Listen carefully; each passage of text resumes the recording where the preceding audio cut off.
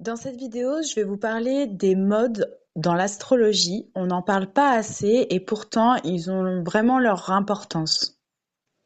Dans chaque élément, il y a trois modes. Le mode cardinal, le mode fixe et le mode mutable. Le mode cardinal, c'est le principe d'action, d'initiation. C'est le mouvement de l'énergie dans une direction définie. C'est une énergie qui va de l'avant, qui donne une direction. Elle est proactive. On va retrouver le signe du Bélier, du Cancer, de la Balance et du Capricorne.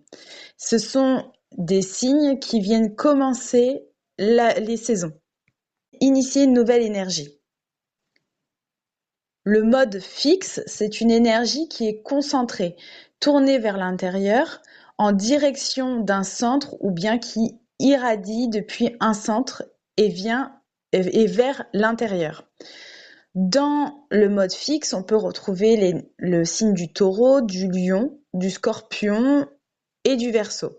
Ce sont des signes qui ont du mal avec le changement. C'est des signes qui sont stables, persévérants, persistants, et ils vont plutôt avoir leur place au milieu des saisons.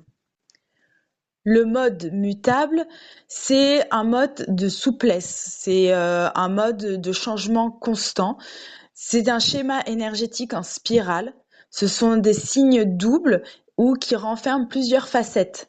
Ils sont adaptables et finissent une saison. Ce sont des signes qui permettent une remise en question avant de recommencer une nouvelle saison et donc de passer à une autre énergie. C'est en général des signes qui sont multitâches et dans l'impermanence. On retrouve le Gémeaux, la Vierge, le Sagittaire et le Poisson. Le dernier signe dans la roue du zodiaque est le Poisson, donc un signe mutable qui vient terminer en fait le cycle zodiacal. Et le premier signe du zodiaque est le Bélier qui vient commencer ou recommencer un nouveau cycle et donc c'est un nouveau signe. Et donc il vient initier un nouveau cycle. Connaître le mode et l'élément permet de voir l'énergie dominante du signe. Car même si par exemple le Scorpion et le Poisson sont du même élément, ils n'ont pas le même mode et donc ils n'auront pas exactement la même expression des émotions. Savoir quel mode est dominant dans son thème permet de voir la tendance globale dans son thème. Par exemple, si je prends mon thème, les modes cardinal et mutable sont dominants. Donc, je vais avoir une énergie d'initiation et d'action très présente, très proactive. J'aime avancer et j'ai une faculté d'adaptation formidable. J'ai besoin de changement et j'ai un côté très multifonction, multitâche. Ce qui est drôle, et très intéressant, c'est que si on regarde au niveau des éléments, j'ai une forte dominance terre-air, qui tire plus d'ailleurs sur le côté terre. Et j'ai plus une carence en feu. Pourtant, je peux facilement dégager une énergie feu, et ça vient justement en réalité de mon mode cardinal. Et mon mode mutable amplifie mon énergie air. Tandis que mon élément terre amène de la stabilité qui vient compenser le mode fixe que j'ai moins. Donc ça vient équilibrer. Vous pouvez donc voir l'enjeu de comprendre les éléments et les modes et ils donnent des indications importantes sur la personne et c'est là où on voit à quel point le signe solaire représente une toute petite partie de ce que l'on est. Cela nous aidera également à réellement comprendre chaque énergie des signes et surtout à sortir des amalgames et rentrer dans une réelle compréhension. D'ailleurs, dans les prochaines vidéos que je vais faire, je vais détailler et aller plus en profondeur dans chaque signe du zodiaque pour vraiment aller chercher l'essence, la médecine que chaque signe vient enseigner.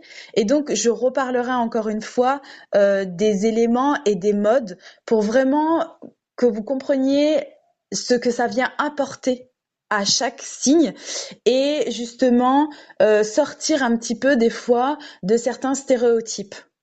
Mais également, ça va vous permettre de comprendre que l'énergie d'un signe peut justement cacher beaucoup plus de ressources, de trésors que seulement ce que l'on entend en général. C'est bien sûr à partir de là que l'on peut vraiment travailler sur notre thème astral, mais aussi sur l'astrologie humaniste en général, sur la psychologie de l'astrologie. Et c'est aussi là où justement viennent les transformations et l'équilibrage de toutes ces énergies. Ce qui est aussi important de prendre en compte, c'est les saisons.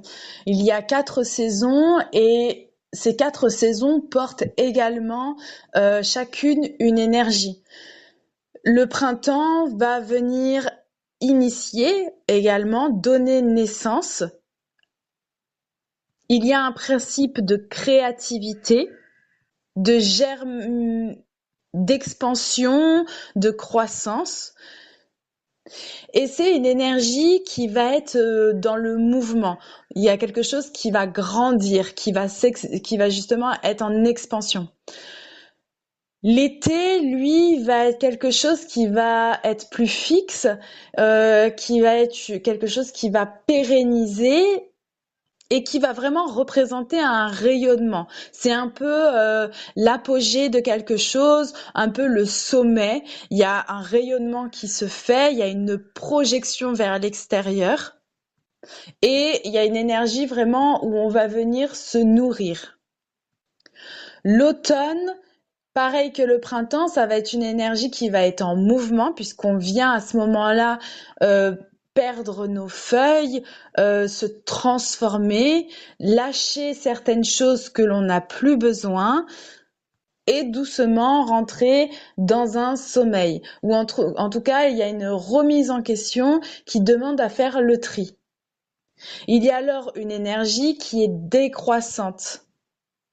Et pour finir, on a l'énergie de la saison de l'hiver qui, elle, est une énergie de sommeil, une énergie de repos, d'hibernation.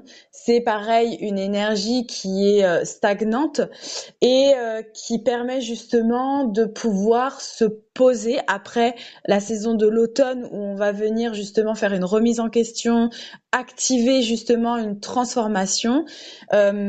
Pendant l'hiver, c'est là où on se repose justement de cette mue avant de pouvoir justement avoir l'énergie nécessaire de recommencer un cycle de saison et de revenir à une renaissance, à un commencement, à une croissance.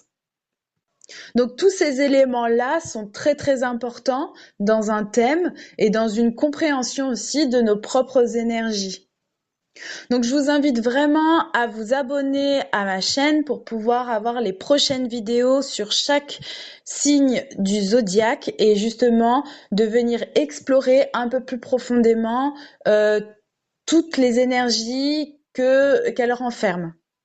En attendant, explorer quel mode est dominant dans votre thème et n'hésitez pas à le partager en commentaire.